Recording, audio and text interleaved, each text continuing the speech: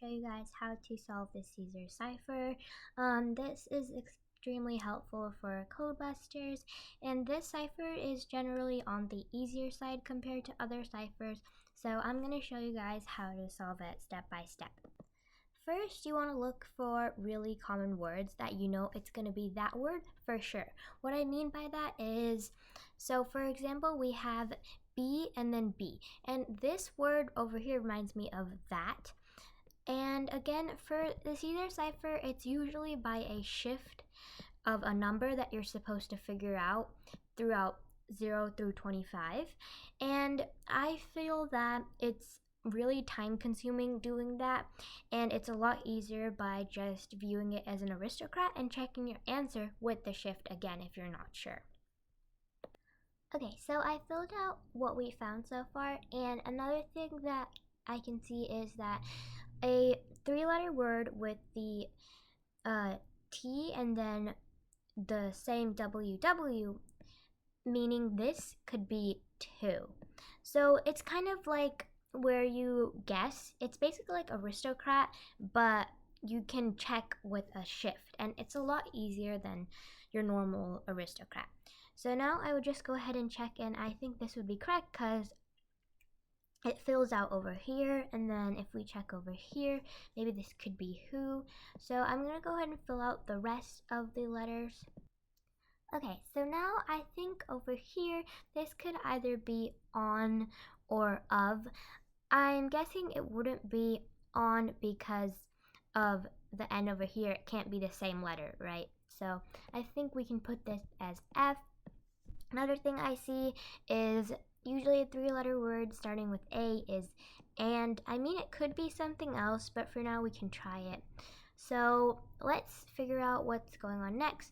So let's fill out the A and the H, and now a 4-letter word, this could usually be have, but let's check it with another word. And over here I see that it ends with a T, and there is a apostrophe over here, meaning usually this could be something like doesn't or can't, but in this case I feel doesn't would work the best, and this does make sense with our and over here as well. So we can check out that this is have because we got the E from there. And now I'm going to go ahead and fill out the rest of the letters. Okay, so I see the word over here could be idea. I think that would make the most sense, and we can go ahead and try filling it out over here. I think is makes sense. And then again over here as well.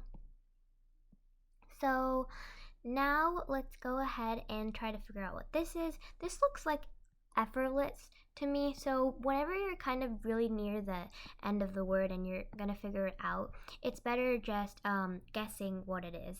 And so far I even didn't have to check with the shift of the actual Caesar cipher, and I just went ahead and tried whatever made more sense, and that is okay as well. You don't always have to be perfect and make the shift as you're going, but if it doesn't make sense, then check with the shift. So the shift should always be kind of a last resort rather than the first.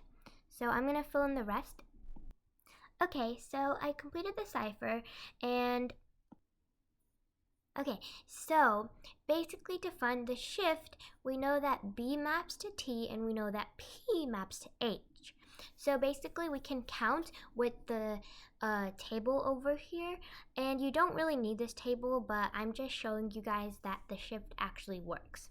So over here we have B as 1, and we have T as 19. So 19 minus 1 is 18, meaning that B to T is a shift of 18. So now we can see if that actually works by seeing if P to H is also a shift of 18. And this way you might think how to go from here to here, but it's actually a shift forward, meaning we go from here to Z and then back again to A and then to H. So let's go ahead and count. So we're going from 1, 2, 3, 4, 5, 6, 7, 8, 9, 10, and then 11, 12, 13, 14, 15, 16, 17, 18. So that confirms that the shift should be 18. I hope this video has helped you decode the Caesar cipher, and if you need any help, please be sure to comment in the below. And thank you for watching.